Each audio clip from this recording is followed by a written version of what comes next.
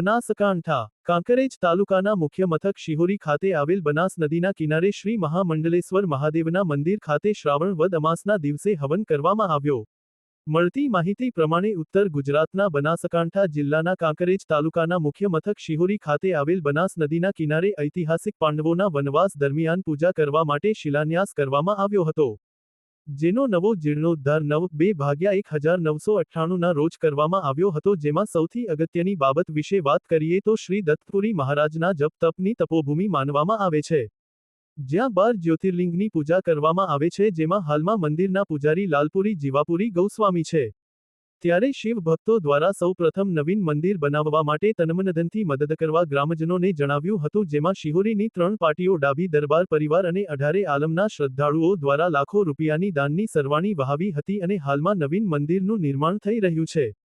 ત્યારે છેલ્લા 47 વર્ષથી શ્રી મહામંડલેશ્વર મહાદેવ મંદિરમાં પવિત્ર શ્રાવણ મહિનામાં બિલીપત્ર અને જળ ચઢાવવામાં આવે છે અને શ્રાવણ વદ અમાસના દિવસે સવારે વહેલા મહાયજ્ઞ કરવામાં આવે છે, જેમાં વૈદિક મંત્રોચ્ચાર કરી હોમ હવન થાય છે, જેમાં દાતાઓ યજમાન તરીકે હવનમાં બેસી શિવ ભોલેનાથ ભગવાનના આશીર્વાદ મેળવે છે, જેમાં પંડિત શાસ્ત્રી હિતેશભાઈ નાનુભાઈના મુખેથી મંત્રોચ્ચાર કરવામાં આવ્યા હતા અને વડીલ શાસ્ત્રી પંડિત શિવરામભાઈ જોશી અને મંદિરના આયોજકો સહિત 18 આલમના શ્રદ્ધાળુઓ ઉપસ્થિત રહ્યા હતા અને ચા પાણી સાથે ભોજન પ્રસાદની વ્યવસ્થા કરવામાં આવી હતી અને મેળામાં રમકડાં તેમજ ખાણીપીણીના સ્ટોલ ઉપર લોકોની ભીડ જોવા મળી હતી। દર વર્ષે આ ઐતિહાસિક પાંડવો વખતના મંદિરમાં શ્રાવણ વદ અમાસના દિવસે ભવ્ય મેળો ભરાય છે અને શ્રદ્ધાળુઓ દર્શન કરી ધન્યતા અનુભવે છે।